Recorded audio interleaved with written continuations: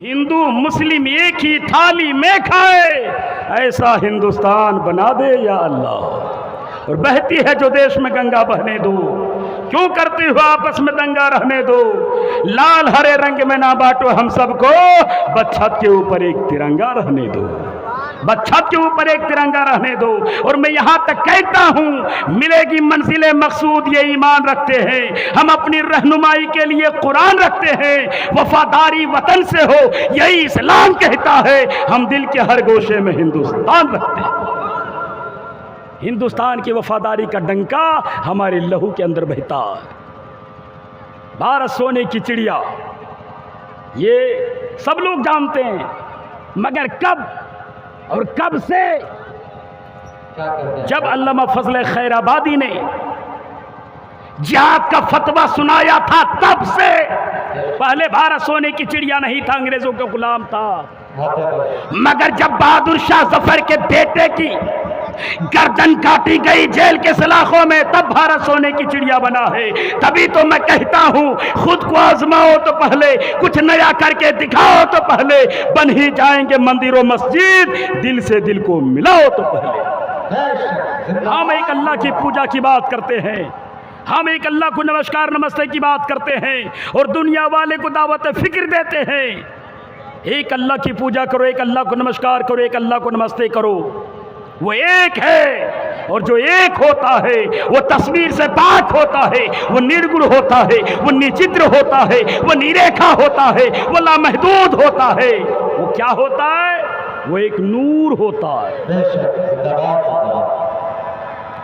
तो मैं एक अश्लोक नबी की मिलाद का,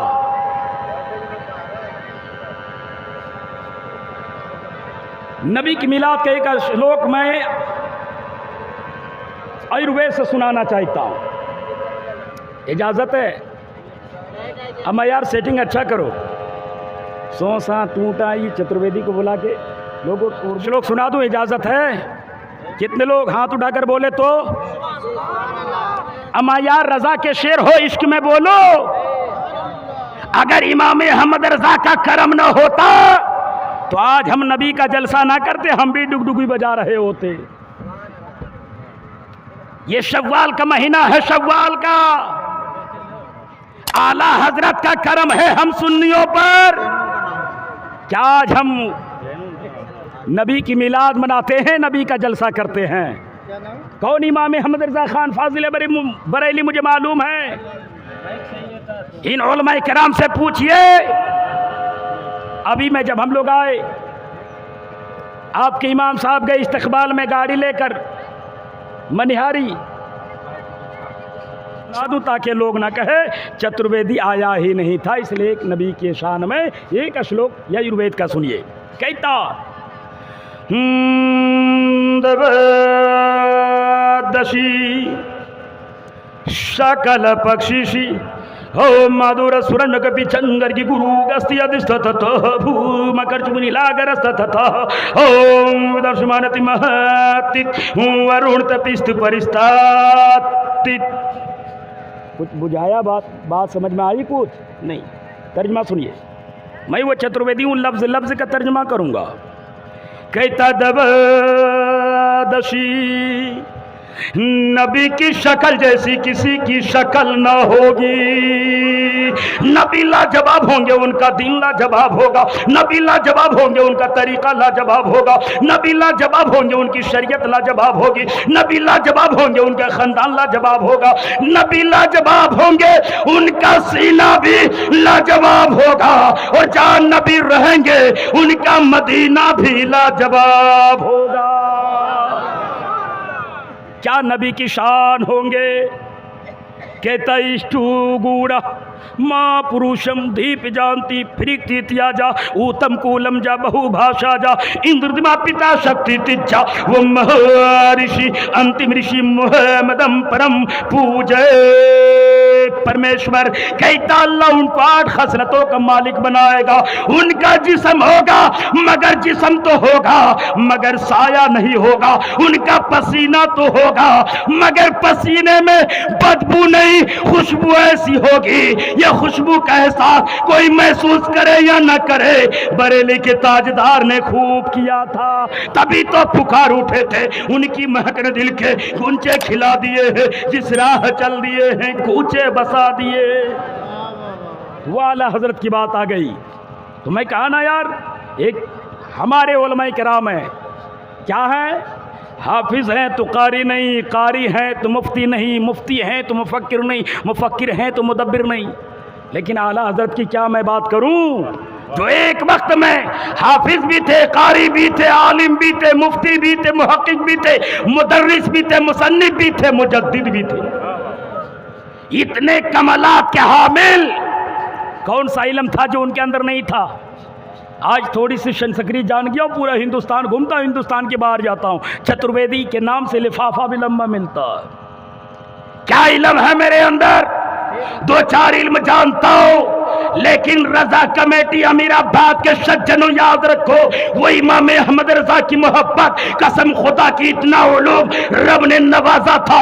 कौन सा इल्म था जो आला हजरत के अंदर नहीं था। इल्म क़िरात, इल्म तजवीद, इल्म तफसीर, इल्म उसूल तफसीर, इल्म हदीस, इल्म उसूल हदीस, इल्म सानिद हदीस, इल्म अस्माउर रिजाल, इल्म जरह व तादील, इल्म तखरीज हदीस, इल्म लुगतुल हदीस, इल्म रस्मी खतुल कुरान, इल्म फ़िक़ह, इल्म उसूल फ़िक़ह, इल्मुल फ़राइज़, इल्मुल कलाम, इल्मुल अहकाम, इल्मुल औज़ान, इल्म तक़ाबुल अदयान, इल्मुल बयान वल बयान, इल्मुल बलागत, इल्मुल अक़ाइद, इल्मुन नूर, इल्मुल मुबाहिस, इल्मुल सर्फ, इल्मुल नहव, इल्मुल अदब, इल्मुल उरूज, इल्मुल बहर, इल्मुल हिसाब, इल्मुल निसाब, इल्मुल मुरादरा, इल्म रियाद, इल्म ज़िजात, इल्म तक़सीर, इल्म हिंसा, इल्म जब्र मुक़ाबला, इल्म तक़लीद, इल्म ज़फ़र, इल्म रमल, इल्म तौक़ीद, इल्म आफ़ाक़, इल्म नुजूम, इल्म मुसाइतुल अर्ज़, इल्म जुग़राफ़िया, इल्म तबियात, इल्म माबाद तबियात, इश्तिराक, फ़ल्कियात, अर्ज़ियात, मुसल्लसात, मादियात, उदूदियात, शुमारियात, मालियात, मौसमियात, सियासियात, हयातियात, ताल्लुकात, तहक़ीक़ात, तसरीफ़ात, तनक़ीदात, रिदात, इमरानियात, मुरावियात, मुकाशिफ़ात, शहरियात, अमलियात, नफ्सियात, तिब्बो, हिकमत, ज़राअत, क़नाअत, सबाहत, फ़साहत, बलागत, फ़लसफ़ा, मंतिक़, ताबीरे, रुइया, उर्दू, हिंदी, अरबी, फ़ारसी, संस्कृति, मराठी, पंजाबी, सारे उलूम पर जिसको अबूर हासिल था उसी को आला हजरत का। इतने बड़े आलिम, इतने बड़े मुफ्ती, इतने बड़े पीर, जगह मगर जब आप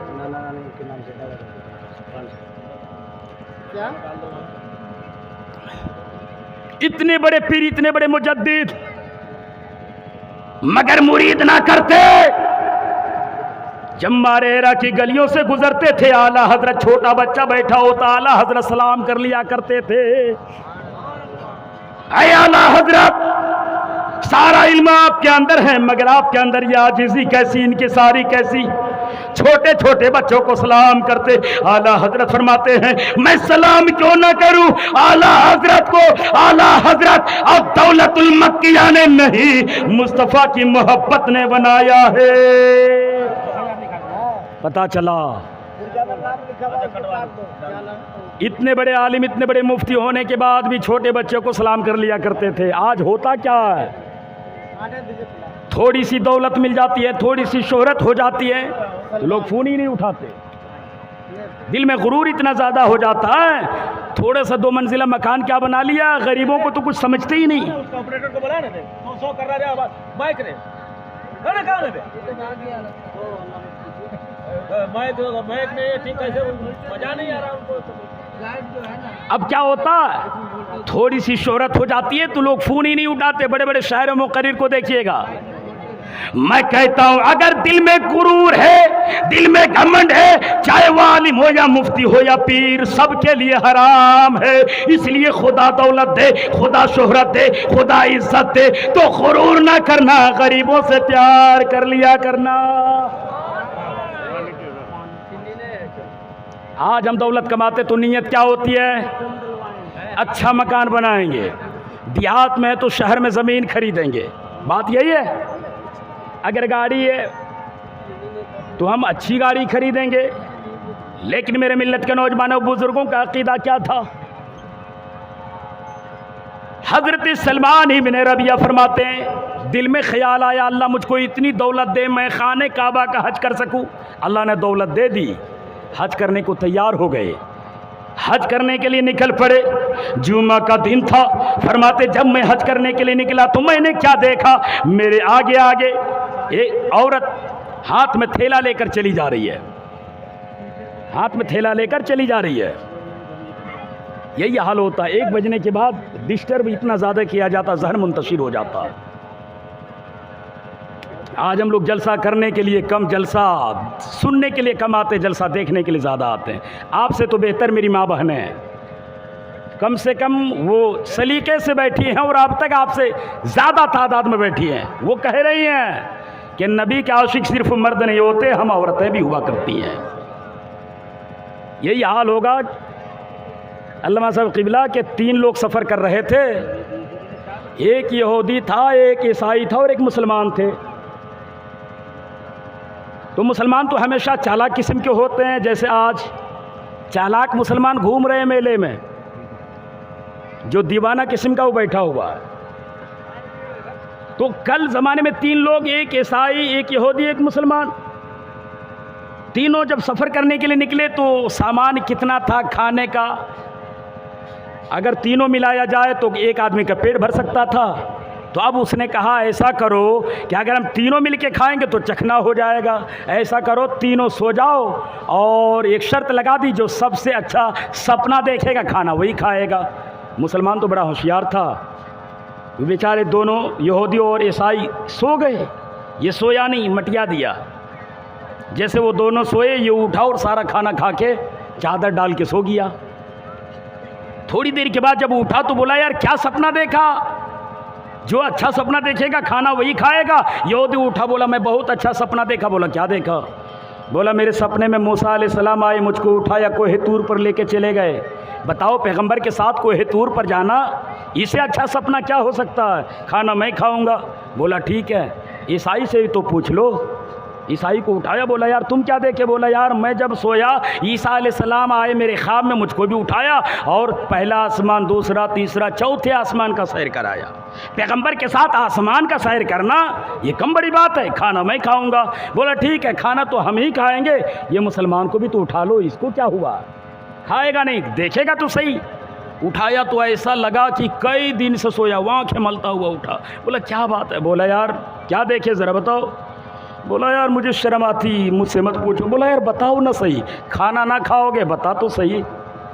बोला यार जब मैं सोया ना, मेरे साथ भी आसमान से 2 फरिश्ते आए, दोनों के हाथ में मोटा मोटा गुरूज था, एक सर के जानिब एक पैर के जानिब। दोनों गुरूज उठा के बोला नादान, खाना सामने पड़ा है और तुम भूखा सोया हुआ, उठ जल्दी खा ले वरना मार के मैं तुझे भूसा बना दूंगा। तो मरता क्या ना करता, डर के मारे में सारा खाना खा के सो गया। वो यहूदी और ईसाई बोला यार नादान, हम तेरा दोस्त थे, हमको भी उठा लिए होते, हम भी 2-4 लुकमा खा लेते। बोला मैं तुमको बहुत आवाज़ दी, आप कोहे तूर चले गए थे और ये आसमान से जैसे दूर चले गए थे। यही हाल है यहाँ के मुसलमानों का, आए चले गए। और कुछ ये हमको लगता है ये बाहर से आए हुए हैं, जो समझ रहे हैं कि अब इस वक्त जाएं तो जाएं कहाँ। इसलिए दिल में जब भी कोई नबी के जलसे में बुलाए, नबी की मोहब्बत में बुलाए, तो किसी की मोहब्बत में आना ना आना, मुस्तफ़ा की मोहब्बत में आना और बता देना मुस्तफ़ा के दीवानों, हम न ठंड देखते हैं न बरसात देखते हैं, नबी का दीवाना तो जिक्र अहमद मुख्तार देखते हैं। तो अशलोक सारी किताबों में मेरे सरकार की मदह सराई है। भारत में जितनी भी नदियां हैं, चाहे वो नदी गागरा हो, ब्रह्मपुत्र हो, गंगा हो, जमुना हो, सरस्वती हो, सतलज हो, झेलम हो, रागी हो, राशि हो, सारी नदियों का रुख अलग अलग है, पश्चिम से पूरब, दक्षिण से उत्तर, उत्तर से दक्षिण। मगर एक हिंदू भाई से पूछिए, अमरकंट के मंदिरों के पत्थरों के चट्टान से जो नदी निकली है, जिसे नर्मदा कहते हैं, वो नदी का रुख मेरे नबी के शहर मुकद्दस के जानिब है। गोया वो नदी भी कहती है जो मज़ा नबी के शहर में है, वो मज़ा किसी और नगर